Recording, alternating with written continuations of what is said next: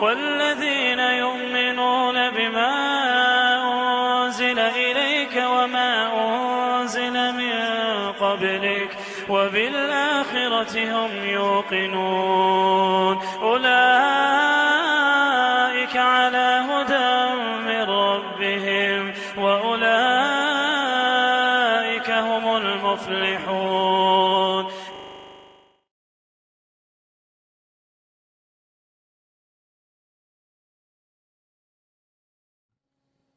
Deuxième question, posée au Cheikh Muqbil al-Wadi'i, rahmatullah. Quel est le rôle de la femme prédicatrice, fait la da'wa, qui dit, le messager d'Allah sallallahu alayhi wa sallam a dit, transmettez de moi ne serait-ce qu'un verset. Et il a dit, quiconque dissimule une science, elle lui servira de bride le jour de la résurrection. La femme doit-elle enseigner ce qu'elle apprend, même si sa situation ne le permet pas? Non. Réponse. Allah subhanahu wa ta'ala a dit, fattaqullaha mastata'tum. Allah ta'ala a dit, craignez Allah autant que vous pouvez. Taraboun 16. Je lui conseille d'étudier dans les jardins des vertueux. Lu'lu wal marjan fi mattafaqa alayhi shaykhan. Et des versets coraniques, ainsi que je lui conseille de se mettre à prêcher parmi les femmes. Elle doit persévérer si elle voit qu'elle a une influence, même si elle délaisse certaines de ses tâches. En bas, il a dit, à condition que ceci ne gâche pas ce qui est plus important et plus obligatoire, notamment les droits du mari et des enfants. Naam. Ensuite, le cheikh dit, les ennemis de l'islam vont en haut, où est-ce qu'ils vont? Ils vont au haut des montagnes en tout lieu. Ils traversent les steppes et les déserts pour appeler les musulmans à l'athéisme, au christianisme ou à d'autres doctrines impies.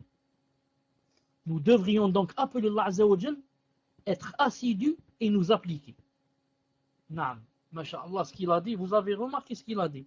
Subhanallah, il a dit, les ennemis d'Allah, les ennemis de l'islam vont dans les sommets des montagnes et en tout lieu. Naam, ils vont jusqu'au pôle Nord. Naam, ils vont dans les déserts, ils vont en Amazonie. Ils traversent les steppes et les déserts alors qu'ils sont dans le faux. Naam, pour faire rentrer des gens en enfer. Et pour qu'ils rentrent eux-mêmes en enfer, et pour appeler les musulmans au christianisme, et jamais ils ne disent on est fatigué. Ils ont une femme très connue qu'ils appellent eux. Ils appellent la sœur Sainte Thérèse. Depuis qu'elle avait 7 ou 8 ans, elle est rentrée s'enfermer dans une église. Elle est morte à 85 ou à 95 ans, ça fait seulement quelques années. Elle ne s'est pas arrêtée une minute. Une minute, elle ne s'est pas arrêtée de prêcher et d'exhorter les gens à rentrer au christianisme. Elle est morte comme ça, elle est chrétienne, sans s'arrêter une minute de faire la da'wa au christianisme. Subhanallah l'azim. D'ailleurs, je crois qu'elle est morte en Inde. C'est là-bas qu'elle a passé la plupart de sa vie. Regardez les prêtres et les curés, comment qu'ils restent des années enfermés dans leurs églises, sans mariage, sans rien, même si en parenthèse ils font des choses atroces et ignobles. Mais le muhim, regardez comment qu'ils persévèrent alors qu'ils sont dans le faux. Dans le faux, subhanallah al-azim. Subhanallah al-azim. C'est étonnant comment ils peuvent avoir une force pareille, aidés par le shaitan, pour que ils sont dans le faux, ils persévèrent des années, jours et nuits, même jusqu'à ce qu'ils atteignent leur but. Il a dit, nous devrions donc appeler Allah Azza wa Jal, être assidus et nous appliquer. Il n'est pas permis qu'une femme se lève et fasse un sermon entre les hommes, ni qu'elle enseigne aux hommes, car elle est une tentation comme précité. Elle enseigne plutôt aux sœurs, ainsi que les petits-enfants, dont l'âge est de 7-10 ans, ceux qui n'éprouvent de désir pour les femmes. ceux qui n'éprouvent pas de désir pour les femmes. Il a dit la femme n'enseigne pas aux hommes. Si elle enseigne, elle enseigne aux sœurs ou aux enfants. Aux enfants, maximum, si c'est un garçon, maximum jusqu'à 10 ans. Mais, comme on a dit plusieurs fois, même s'il n'a pas 10 ans et que c'est quelqu'un de vicieux, etc., elle doit prendre garde de lui. Pour ce qui est de se lever au milieu des hommes pour les sermonner et leur faire le prêche, alors non, ceci n'est pas permis. Non. Elle doit remplir son devoir auprès des femmes.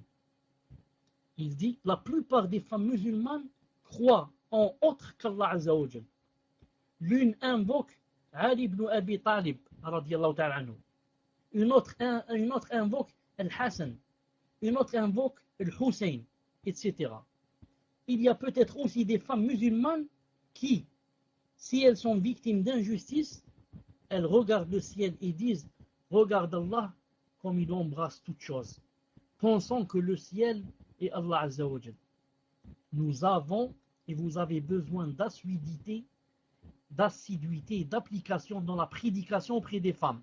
C'est un grand bien et c'est Allah Azza wa Jal. Femmes. C'est un grand bien et c'est Allah Azza wa Jal et c'est Allah Azza wa Jal que nous implorons l'aide. Il en va de même pour le prêche par l'écriture. Elle doit choisir pour l'écriture un verset coranique ou un hadith authentique du prophète sallallahu alayhi wa sallam. Ses paroles, celles des gens, ses propos indistincts, ses philosophies ne servent à rien. Elle ne doit pas non plus faire le prêche par un microphone, car la voix de la femme est une tentation. Ça, c'est entre parenthèses pour les soi-disant sœurs qui prennent le micro sur le paltok. Le cheikh dit, elle ne doit pas faire le prêche via un microphone, car la voix de la femme est une tentation. Ça, c'est dans le cas où elle fait quoi? Où elle fait le prêche. Qu'en est-il de celles qui prennent le micro pour parler de quoi? Du cinéma et des habits et de la mode et de je ne sais pas quoi. Allah yahdihum al-muhim. Il a dit ici une chose importante. Naam, remarquez ce qu'il a dit, quelque chose de très important. Lahda, Inch'Allah. Naam, quelque chose ici de très important. Regardez ce qu'il a dit. Il a dit, elle doit choisir, quand elle fait la da'wa, un verset coranique ou un hadith authentique du messager d'Allah sallallahu alayhi wa sallam. Il a dit, ces paroles à elle, ou alors les paroles des gens, les propos indistincts, ce que disent les philosophes, tout cela ne sert à rien. Non, quand tu fais la da'wa, tu dis Allah Ta'ala a dit, le prophète a dit. Ce n'est pas tes avis, ou tes goûts, ou tes passions, ou ceux des autres, ou des philosophes, ou de je ne sais qui. Non. Tu fais la da'wa, tu la fais à Allah Azza wa Jal. قل هذه سبيلي أدعو إلى الله أدعو إلى الله. C'est pas je fais la da'wa à mon mode de vie. Je fais la da'wa d'après mes idéaux. Je fais la da'wa d'après mes conceptions, comment je conçois moi la vie. Non, tu fais la da'wa à Allah Ta'ala et son prophète sallallahu alayhi wa sallam d'après ce qu'ils ont dit. C'est pour ça que les salafs, qu'est-ce qu'ils disent? On n'adore qu'Allah Ta'ala, on ne l'adore qu'avec quoi?